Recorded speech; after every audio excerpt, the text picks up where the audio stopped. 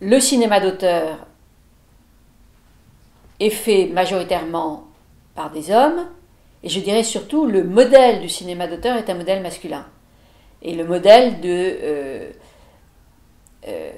trouve son modèle dans une tradition culturelle, on peut dire qu'on peut identifier, qui date du 19e siècle, du début du 19e, avec le romantisme, puis avec le modernisme.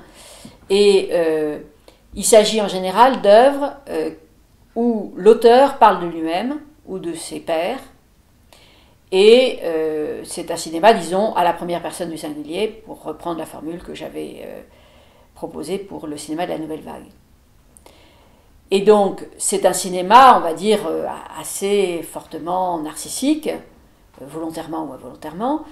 Et donc, dans ce cinéma d'auteur, les femmes sont présentes, certes, mais elles sont présentes le plus souvent sous la forme d'objets de désir pour le sujet masculin du récit. Et la grande différence, c'est que dans les téléfilms, ce sont les femmes qui sont le sujet du récit. Et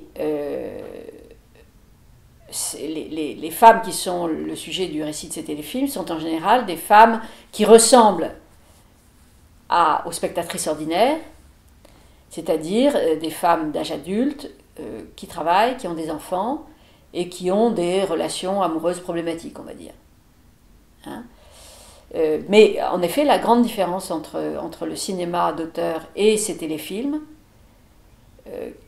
dont on peut dire le registre est intimiste dans les deux cas, y compris pour des raisons de budget. La grande différence, c'est que les personnages qui sont au centre de ces téléfilms sont des femmes que la fiction prend au sérieux comme des sujets de leur propre histoire. Et ça, on le voit assez rarement dans le cinéma d'auteur. Il ne faut pas confondre comment dirais-je, les innovations esthétiques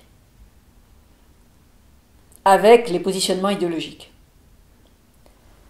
Il est évident que la Nouvelle Vague a innové esthétiquement, hein, dans sa façon de raconter des histoires, mais en même temps, les histoires qu'elle raconte sont imprégnées par la vision que ces jeunes hommes avaient des femmes et d'eux-mêmes.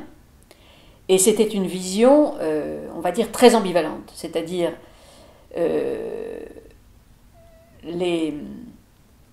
il raconte principalement, effectivement, des histoires amoureuses ou des histoires de désir, mais la vision qu'ils ont des femmes qu'ils désirent est une vision qui est extrêmement traditionnelle, conservatrice, même archaïque, je dirais. C'est-à-dire que très souvent, on est dans une figure de Pygmalion, hein, Godard et Carina, Louis Malle et Jeanne Moreau, et